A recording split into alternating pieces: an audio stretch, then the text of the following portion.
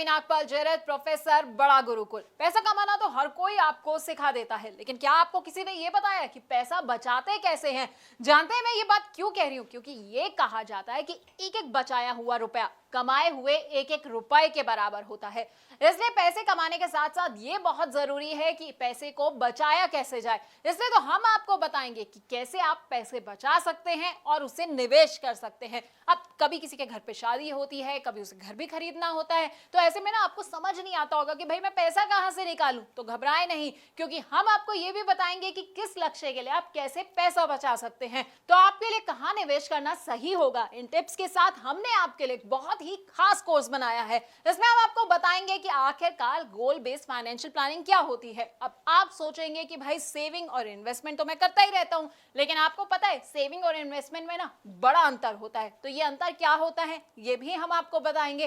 Portfolio management क्या होता है और कैसे आप गोल बेस्ड अपना पोर्टफोलियो बना सकते हैं, ये हम आपको समझाने वाले हैं। अब कई तरह के ना सिनेरियोज होते हैं, जैसे कि लोग क्या करते हैं, थोड़ा थोड़ा पैसा जो है वो हर महीने की सैलरी से निकालते हैं और उसे निवेश कर देते हैं। तो कई लोग क्या करते हैं कि बोनस मिला और सारा का सारा पैसा निवेश कर दिया। तो कौन सा सिनेरियो किसके लिए सही रहता है ये हम आपको बताएंगे। अपने कोर्स में हम आपको म्यूचुअल फंड्स के बारे में भी बताएंगे। और अगर आपके कुछ शॉर्ट टर्म गोल्स हैं, जैसे कि आप सोच रहे हैं कि भाई 6 महीने के बाद जो है ना मैं एक स्कूटर खरीद लेता हूं, या मैं सोच रहा हूं कि 6 महीने के बाद जो है बच्चों को घुमाने ले जाऊं, तो ऐसे गोल्स के लिए पैसा कैसे आपको इकट्ठा करना है ये हम आपको बताएंगे। अब कई आपके गोल्स ऐसे होंगे जो मीडियम टर्म होंगे, यानी कि आप सोच रहे होंगे कि भाई एक फॉरेन में अच्छी सी वेकेशन प्लान कर ली जाए, या फिर मेरे बच्चे की पढ़ाई जो है ना अब खत्म होने वाली है, अब उसकी हायर एजुकेशन की बारी आने वाली है, तो भाई मुझे उसके लिए पैसा कैसे इकट्ठा करना है, तो वो हम आपको बताएंगे। कौन कौन से म्यूचुअल फंड्स जो आप ऐसे में चुन सकते हैं, हाइब्रिड फंड्स ले सकते हैं, बैलेंस एडवांटेज फंड ले सकते हैं।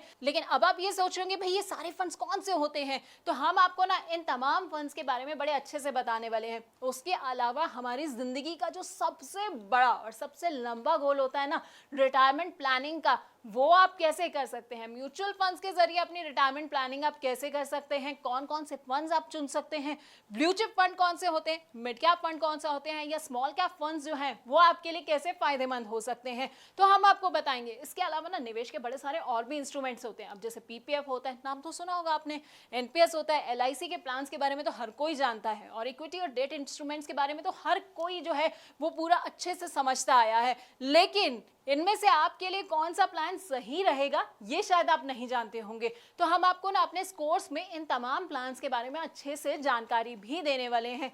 और अगर आप रिटायर हो चुके हैं और आप सोच रहे हैं कि भाई मुझे तो बड़ा सारा रिटायरमेंट के बाद जो है ना पैसा मिल गया है, अब इसे मैं कहां पर निवेश करूं, तो बस आपको टेंशन नहीं लेनी है, क्योंकि हम आपको ये भी बताएंगे कि रिटायरमेंट के बाद आप कहां निवेश कर सकते हैं।